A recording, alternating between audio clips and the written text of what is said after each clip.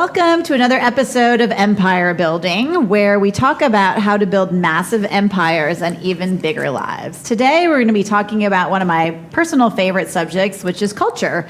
And the people in your organization, do they match your culture? Have you ever looked around your organization and like, who are these people? Who are these They people? don't match what I'm about at all. I know all three of us have had those moments. Yes. I'm Sarah Reynolds, and I'm one of the hosts today. And I'm Wendy Papazian. And I'm Seychelle Van Poel. And welcome to Empire Building. So just to kind of start out, I hope you got a chance to listen to our last episode, which was on vision, casting the vision. Fantastic idea of that. And so really, I believe that culture is really vision, mission, and your values. Yep. So last time we talked a lot about vision, and this time we're going to dig a little bit more into values and really your mission statement. So when you take that, right, I think it's easy for us to say, oh, well, I know what my culture looks like, or, everybody in a workforce these days is like, oh, we have a great corporate culture, right? But like, what does that actually look like, and how do you actually unpack that into a framework where then you can look at an organization and say, yes, these are in alignment? Because I think that's something a lot of people struggle with. And I love that, Seychelle. I love that you brought that up, because I think that sometimes we think that culture is equated with a pool table. Yes. Or free snacks or nitro coffee, which those are all great, but that is not that's not your culture. And I'll tell you, I worked in corporate advertising up in Manhattan, and we had ping pong and huge hacky sack, right? Like loungers and beer on tap, and because Budweiser is one of our accounts, right? And we had all those things, but that didn't necessarily equate to anything of a positive culture. Yeah. Yep. Right? Exactly. Those were perks, but those weren't necessarily anything indicative of the ground floor culture of an organization. Exactly. Well, so how do we define our culture? Well, I think one of the things I've admired about you, Wendy, is understanding your personal sort of mission for your life, and really building your culture around your personal mission. I think it would be awesome for our listeners to hear a little bit about that, sort of how you developed your personal mission, how maybe they can too. Sure. And then just share, and then that's the first foundational step is developing your personal mission statement. Yeah. Well, I personally believe that everybody is on this planet for a reason. And if you don't know why you're on this planet yet, then it's your job to figure it out. Yep. We're all here for a reason. And so my personal mission is to empower and inspire big thinking leaders to create lives of abundance. And I would tell everyone out there who is thinking about that a mission is something that's created over time. Right? And we'll talk about a little framework that you guys can come up with, but it's really something that gets created over time. And, when you first create your mission, you're really just dating it. Yeah. That's a great way to phrase that. You're totally right with that. Yeah, because it's really intimidating to think like, oh, I am going to create a 1 or 2 sentence statement that's going to, guide my life from here on out. That's kind of paralyzing for some people. That's a huge responsibility to carry, honestly. Yeah. And I think a lot of us are, entrepreneurial spirits, right? Yeah. And it's, when we talked about vision changing and now mission, like you get sort of like, if I say it, does that mean that I have to stay in this little box that I've created myself in? Which none of us want to be put in a box, right? No. But what's been cool Or a about corner. Or a corner. Nobody puts baby in a corner. Yeah. Well, what's been cool about watching your sort of culture of your organization, Wendy, is like it's so reflective of your personal mission. Yeah. If you look at the culture of your organization, you can see that you are about creating abundant thinkers and creating a life around that. Yeah. And so that's been really cool. How did you? What was sort of your process around that? Well, like I said, I think it's something that really changes. So when I first started my business, my mission was to, the reason I was in business was to save money on investment properties. That's how I started 10 years ago. That's why I got my real estate license. I had been doing investing. My son was starting kindergarten. I had just a pretty low goal of what I was going to do that year, and so that was the reason I started my business. And so then over time, gradually, as I started, and it's really just about reflecting on it and ruminating and spending time thinking about it. Yeah. Because I think most business owners, maybe they just get into the business for one reason or another. Yeah. And so for me, like real estate, it's never been about real estate for me. I've never been one of those people who loves going into homes or loves to do the staging or has all those things. It's really just, so for me, I almost had to come up with a reason for like, that Being wasn't in the real business. estate. Yeah. Right? Yep. Because that's not not Yep. where my heart is.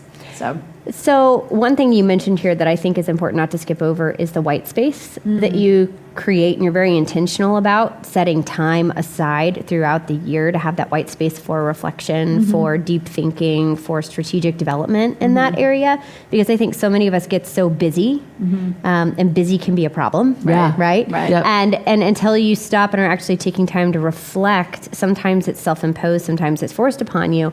But I think those key moments are something you've been really good at doing, and that's really allowed you then to have the white space in your world, or the day at sea, as our friend Sue would call it, right? To be able to then The day at sea. focus I on love that. Yeah, that's so true. And I think the whole world is fighting against that with Yes. us right now. Yes. The whole world is trying to get our attention every second of every single day. And if we're not pushing back on that, then we're just going to be flooded with information Yep. and ideas and other people's priorities. And so, honestly, for us, it's just been about taking vacations. Yeah. We love to travel. I mean, what I'm hearing you say, Wendy, is that focusing on time to really have the white Yes. space to work, because if you don't, someone else is going to take it, right? Yes. I mean, for me, having my third baby and having 8 weeks totally off away from the business was one of the best Which gifts is I was really given. true. I remember I tried Yeah. to call you and I could never even get through. That's a great Well, thing. I had lots. This is a personal Yes, I had lots of white space to figure out where we were going, and also to figure out, sort of calculate: am I going on the path that I wanted to? exactly. Is my mission on Exactly. path, right? And I think it's so important for all of us to be forced to do that, Yes. a minimum of once a year Yeah. of like total white space of thinking that through. Yep. And then you create why that's so important is you're at the head, right? You're the leader that's guiding everyone in your organization. If Yes. you don't know your personal mission and what you're about, then clearly your culture of your organization is Right. going to be all over the place. How is right? anybody else supposed to represent it then? Exactly. Yeah. Exactly. Well, and I think I will admit that was the white space was way easier for me before having our daughter. yes. And then I will say, after becoming a mom, all of the white space gets filled Well, with especially she's a bad sleeper, Yeah, so. I mean, it's 24/7 over here. I mean, our daughter's amazing, and my husband You're like, Nick any is space like, would be great. any space. Don't worry, these podcasts will be off the air by the time she's on. That's it. It's okay. download Quinn, them. don't listen to that part. But I do think though that all of us have our parents right on this podcast, and we talk about the challenge that it is when you can cheat before kids because you have a lot more uncommitted time. Yep. And now all of a sudden, when you have kids, I have one. When you have two, Sarah, you have three, right?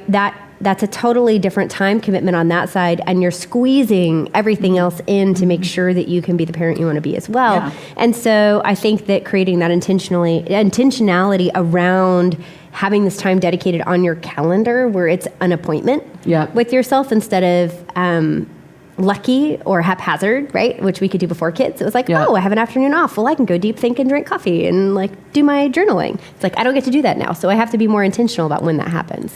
Well, I also think that a personal mission will help guide your choices. Because Yeah, if you so know true. if you know why you're here and why you're on the planet, because a lot of us in this industry, honestly, we have a yes problem. Yep. Oh, yeah. We just want to say yes to everything. Yeah. I know my tendency is towards that.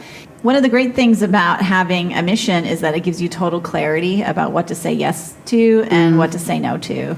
Let me just give you a great example. So I'm chairman of the board for Keller Williams Kids Can, which is it's actually one of Gary Keller's nonprofit organizations. It's Right. affiliated with Keller Williams.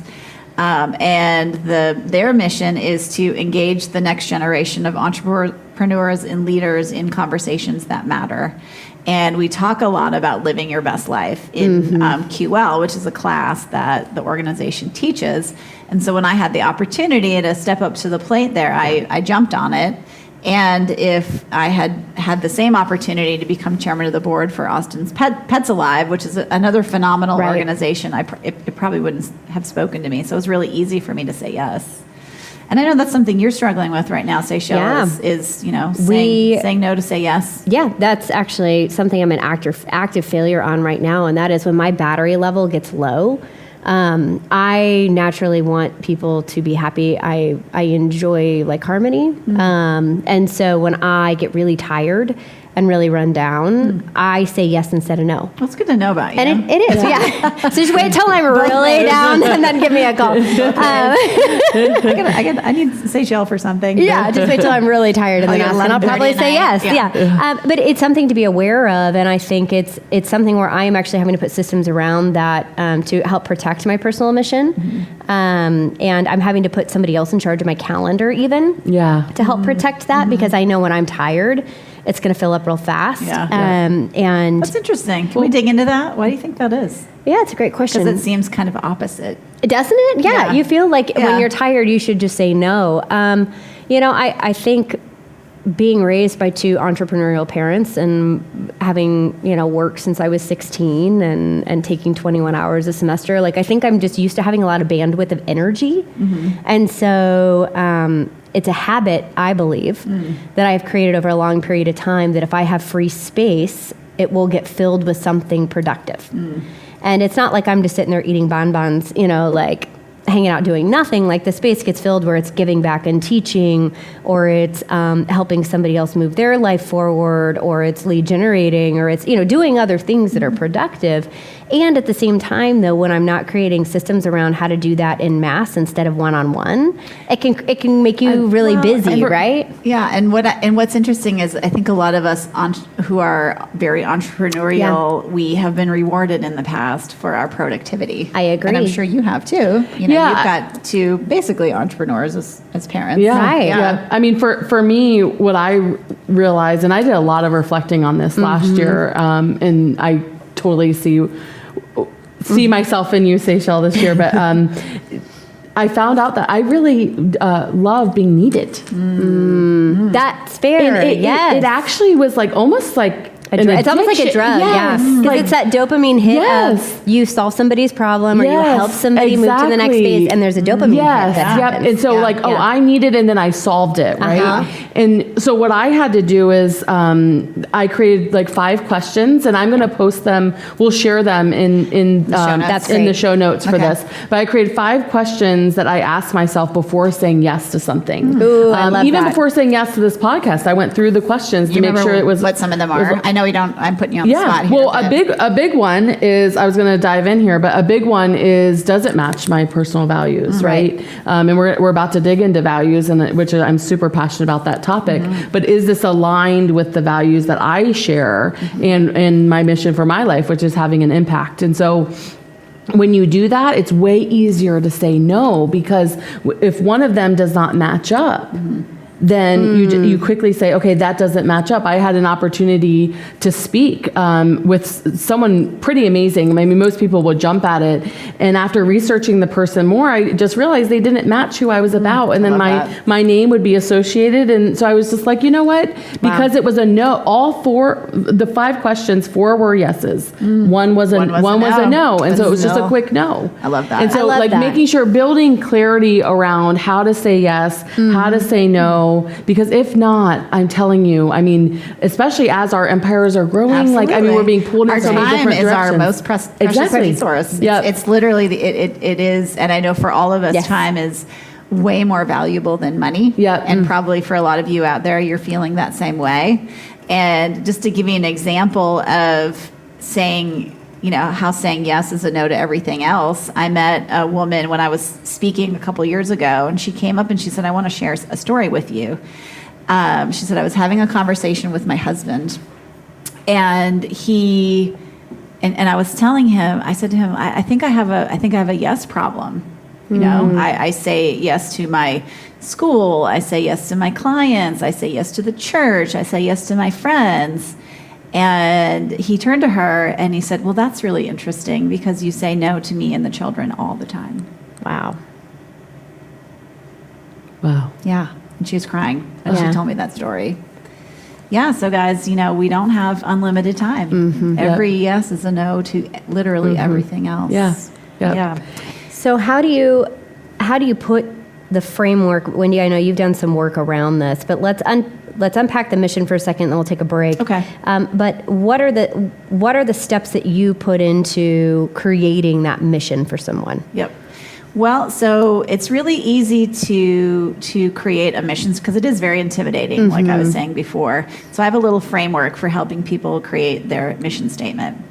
And so for those of you listening out there, get a piece of paper and draw a line down the middle of it. You guys can do it here with me. Yeah. Just draw a line down the middle of that piece of paper. And on one side, I want you to write passions. And then on the other side, write what I'm good at. Okay, and then just do a brain dump. Obviously, we're not going to do it here. It's probably going to be a 5-minute brain dump for you. But everything you're passionate about, it could be cats, it could be makeup, it could be clothing, it could be real Travel. estate, it could be people, all of the things. And then I want you to, at the end of that, really look hard at that list and circle the 1 or 2 things that you're really the most passionate about out of all those things. And, because I think a lot of us are passionate about shoes, but, not passionate enough to really, start Make our business personal around mission about it, yeah. Exactly. Although if that's yours, it's totally fine. Yeah. And then the other column is everything that you're good at. So you might be a good problem solver, like you were saying, or you might be good at facilitation, or maybe you're good at being a logical thinker, whatever all those things are. And then when you look at that, circle your top 3. Right? So you got your top 1 or 2 on passions and your top 3 what I'm good at. And then you create what I call a through statement. And so just to give you an example is Gary Keller's mission, and hopefully I don't butcher this too much, is to help people live their best lives. That is the thing he's most passionate about. Yep. Through, that's your through statement, through writing, teaching, and coaching.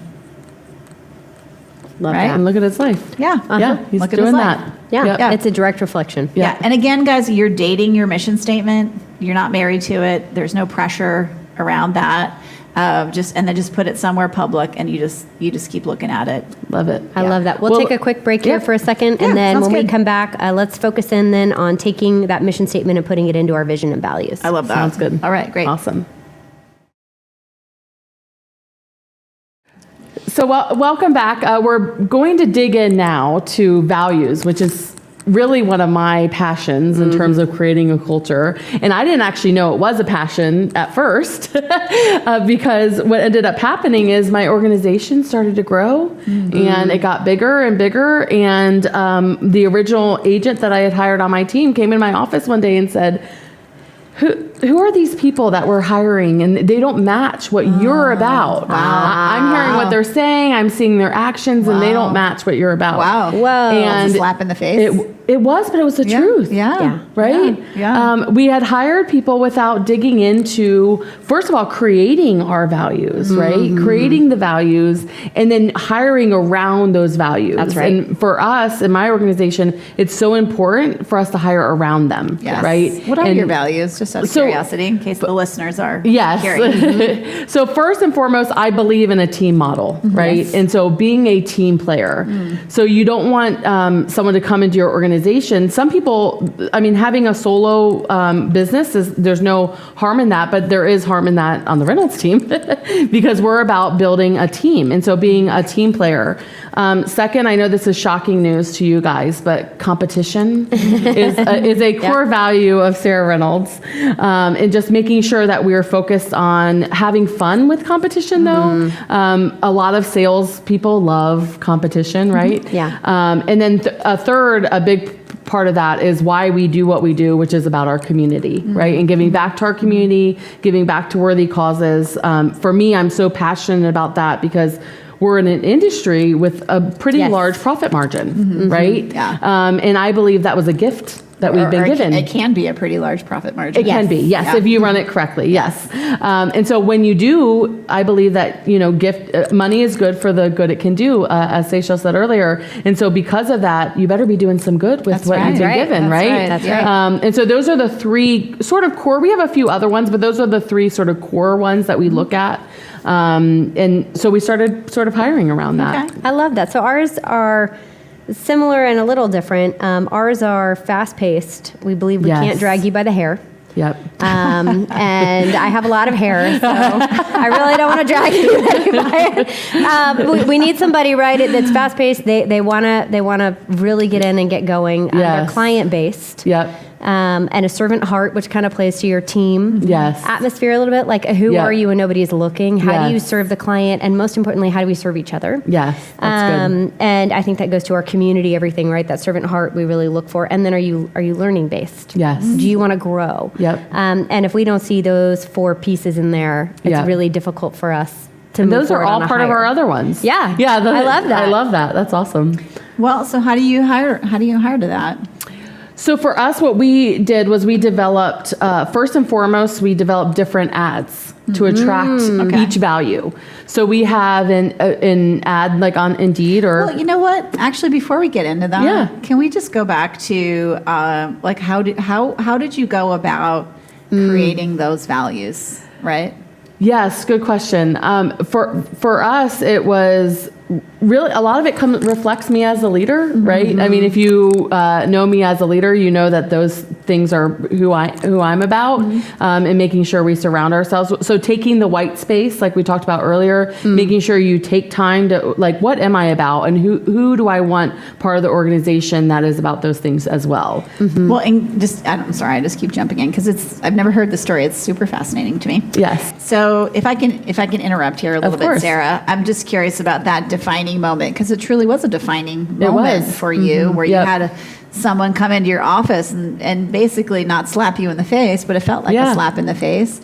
And is that really when you said, "Oh, wow, I need a framework for who I want in my organization"? One of the things she said to me, I mean, I remember it like it was yesterday, but one thing she said to me was, I know what you're about and what we're building here, but they don't know what we're about. Ooh, Because that's we good. haven't defined what we're about. And so if we're not defining what we're about, of course we're going to be attracting people that aren't about that, right? Yes. Which we're going to dig into a little bit later. But focusing on, okay, what is the definition of what our values represent? And so the first thing I started with was focusing on my personal values, right? What's important to me in terms, what am I passionate about the place that I'm leading, right? And so really digging in and having that white space to create sort of your values, your personal values around that. And then the other piece is we looked back at, who are some people that we have let go that might not have fit. And then, okay, making sure that we are focusing on what were the qualities we're looking for that they Yes. didn't match, Right. Yes. Right. and then focusing on those. And so we were able to sort of outline the 3 major ones, but then there are additional ones that we go over as well, but defining them. And Jay always says this to me, and it probably comes from Gary, which is, it's easy to love the upside of someone, right? Yes. But what's Yes. the downside? Yes. And can you live with it? Yep, so true. Can you So live true. with that downside? Yep. Yeah. Seisha, how did you go about defining your values? Thank you for asking that, Sarah. I wish I could say we had some like epiphany moment for us, but I think it really was failing our way forward to that. And so we lucked out with our first hire, and I'm going to say it was luck because it was absolutely pure luck, right? And she's been with us 18 years, and so we thought we were brilliant at culture and hiring because we knew her from outside of building our business before. She worked in volunteer organizations that we were similar with, so we were similarly yoked already. And so she just naturally like folded right in with us. And then we made our second hire. And I mean, to say it was a bomb would be a very gentle understatement. And it was it was unfair to her, right? Because right, like Gary always says, who asked who to marry who? Well, in hiring, Oh, it's so that same true. way, Yeah. right? Like we asked them to work for us, so it's on us if that fails. It's Yeah. not their fault. That's our fault. And I was like 22, and I had made my second hire. I don't want to just whiz over that. Seriously, me neither. I'm that like was like sitting here. that was Sorry. that was like a truth bomb. Seychelles. Yes. That was I- incredible. Yeah. Who asked who to marry them? Yes, it is on us. Who offered that job to Yes. that person, right? Yes. And Absolutely. if it's not the right fit, you should be apologizing to them when Yes. you're letting them go. That You should is be like, 100% "Listen, this accurate." is 100% my mistake. Yes. I'm Yeah. really sorry about that. Yeah, and I take that really seriously. I mean, I think all 3 of us do here at the table, but that's something that I really learned, fortunately and painfully, very early on in my career. Was that second hire was a total bomb, and it was 100% my fault. Yeah. And I felt terrible because our pace was not there. We were like burning her into the ground because we were so used to a really quick clip. And we were dragging her, like we talked about, by the hair, right? And then we found that she wasn't wanting to help other people. She wasn't wanting to serve, right? And so we could start seeing the failures, to your point, Sarah, you said earlier, right? Like of all the things that weren't reflective of who we thought we were hiring showing up. Yep. And it really, I think, then crystallized as we've succeeded and failed with people over time. I think we're getting better and better and better and better at identifying, with an 85 to 90% success rate now before somebody comes in on the team, who's going to succeed and who's going to fail. Well, the reality is we're all hiring out of pain anyway. Yeah, I mean, a lot of people are hiring out of pain. A lot of people don't have a process, or their process might be a 30-minute interview. And what can you really learn about someone in a 30-minute conversation with them? Right. And we're going to do a deep dive into our next episode where we talk about the process for like making sure the right people are on the team. So I hope you guys tune in for that. But at the end of the day, it's on us. It's on us. It's on us, and it's really, they need to know what type of opportunity they're saying yes to in terms of what you're about. If you haven't defined your values and what you're about, like shame on us for not giving them the option. Because now we set that up front. That's right. They know what we're about, and if they're not about those, they have an opportunity to say that's no. exactly. Yeah. That's not what I want. But if we don't have them defined, so if we haven't defined our mission, like we talked about, if we haven't defined our values, if we're not like casting the vision right, then they don't have the opportunity to say yes or no. They don't know what they're saying yes or no to. And if we're not doing it at this point in our organizations, we're going to look up, and I don't know what kind of culture you're going to have created. I mean, I think about companies that have notoriously bad culture, like for instance, Enron. I was reading in the New York Times this morning about Intel. And it was all about Intel's culture. Intel is 110,000 employees. Wow. And so how do you create culture? And now they've got this thing where you open up your computer and it just says one Intel. And it's a great article if you can jump on it. But I mean, if we're not doing it when we're at this stage, what is it going to look like when we start to really massively scale our organization? So really, guys, that concludes our episode for today. First one on culture. First episode on culture. I mean, you guys can tell we're super passionate about this. We could probably do 10 episodes on culture. Totally. Because it really is, aside from knowing why your organization exists, having a culture is really, it's the lifeblood of your organization for sure. So we hope you guys tune in next time, and thank you for joining us on this last episode of Empire Building.